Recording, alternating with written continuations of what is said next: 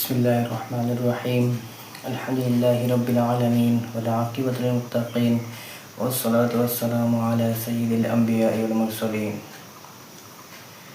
वक़ाल तआला या अय्युहल्लज़ीना आमनू कुतिबा अलैकुमुस्सियाम कमा कुतिबा अलल्लज़ीना मिन क़ब्लिकुम लअल्लकुम तत्तक़ून। तो আমরা রমজান মাস সবে জানি। আল্লাহ তাআলা এই রমজান মাসের উপলক্ষে কোরআনের মধ্যে কি বলেছেন যে ইয়া আইয়ুহাল্লাযীনা আমানু কুতিবা আলাইকুমুস সিয়াম, আই ঈমানওয়ালো, এই মুমিন বান্দাগণ তোমাদের উপর রোজা ফরজ করা হয়েছে, তোমাদের উপর রোজা ফরজ করা হয়েছে। আর এই যে রোজাটা আমাদের মুমিনের উপর ফরজ করা হয়েছে, এটা কোনো নতুন ফরজ করা হয় নাই, এইটা বহুত আগে থেকে চলে আসতেছে।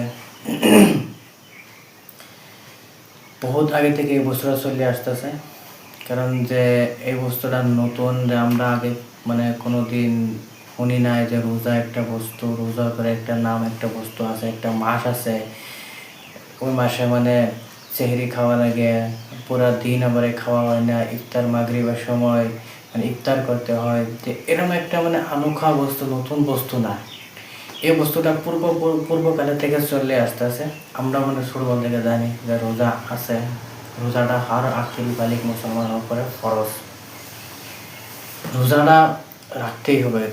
কিন্তু যে নাকি বেমারে আছে কিংবা সফরে আছে, তার জন্য কতটা আলাদা,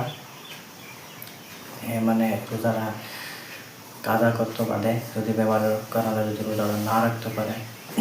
কিন্তু সে নাকি ভালো মানুষ, তার উপরে রোজাটা রাখা অনেক জরুরি। ফরজ কাকে বলে? ফরজ বলে যেটা নাকি আমরা কোনো হালাতে কোনো সুরতে আমরা পোষা ছাড়তে পারছি না, ছাড়তে পারবো না, আমরা কোনো হালাতে ছাড়তে পারবো না, ওইটা হচ্ছে ফরজ। আর রোজাটা আমাদের মুমিনের উপরে ফরজ। হাদিসের মধ্যে আসছে যে জান্নাতের মধ্যে আল্লাহ তাআলা এমন একটি জান্নাত বানিয়েছে, আর ওই জান্নাতের মধ্যে একটা দরওয়াজা বানিয়েছে, যে দরওয়াজা থেকে সমস্ত জান্নাতি তার নিজের নিজের জান্নাতে যে যার জান্নাতটা যত মাকাম হইবে সে তার জান্নাতে যাইবে। কিন্তু একটা জান্নাত এমন হবে যে জান্নাত, আর ওই জান্নাতের মধ্যে একটা দরজা হবে, ওই দরজাটা দিয়ে শুধুমাত্র যে নাকি রোজা রাখবে ওই রোজাদারে দাখিল হবে, ওই রোজাদারে যাইতে পারবে। রোজাদার ছাড়া কোনো মানুষ ওই দরজা দিয়ে যাইতে পারবে না। আর ওই দরজাটার নাম হয়েছে রাইয়ান, বাবুর রাইয়ান দরজাটার নাম।